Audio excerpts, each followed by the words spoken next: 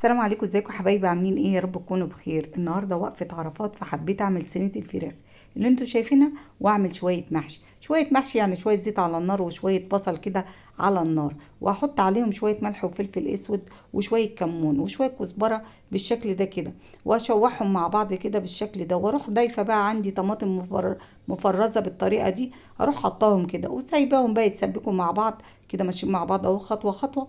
تعالوا بقى نجهز الشوربه بتاعه الفراخ. حبهان ولورا ومستكه وشويه ملح وشويه فلفل اسود في حبه ميه كده وشويه بصل، واسيبهم على النار يغلوا بالشكل ده كده. معايا فرختين بيض بالشكل ده.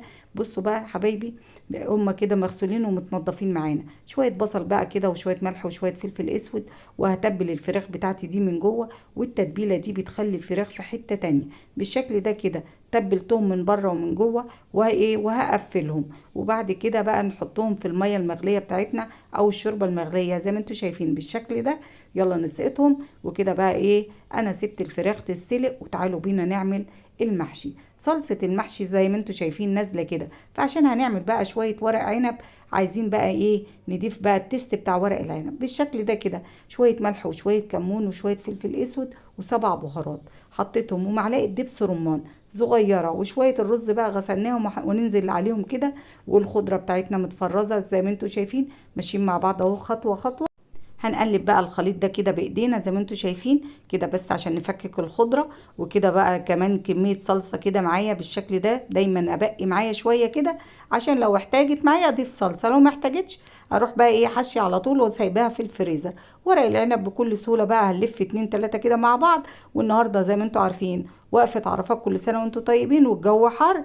هقعد بقى احشي الحله دي، وبعد كده ارجع معاكم ونشوف هنعمل ايه مع بعض. كل سنة وانتم طيبين، ان شاء الله ربنا يكتب لنا السنة الجاية نكون واقفين على عرفات جميعا يا رب العالمين. بصوا بقى يا حبايبي، حشيت بقى ورق العنب بالشكل ده كده. ويلا بينا بقى نشوف هنعمل ايه تاني مع بعض. معلقة صلصة من بتاعة المحشي كده، وعليها معلقة دبس رمان زي ما انتم شايفين، وليمونتين بقى هقطعهم ايه كده، هقطعهم شرايح بالشكل ده كده واحطهم على الصلصة. واضيف بقى كوبايتين من الشوربة عليهم، وانزل بقى فوق المحشي اسقيه بالشكل ده كده. كده ندوبهم، وطبعا الشوربه متضاف لها البهارات بتاعتها. وبالشكل ده كده حطيت حطيت حله المحشي كده على النار، وزودت برضو الشوربه بالشكل ده، وغطي عليها. وبعد ما استوى بقى معانا بالشكل ده، تعالوا بقى نغرفه كده بقى زي ما بقول لكم انا وانا بغرفه.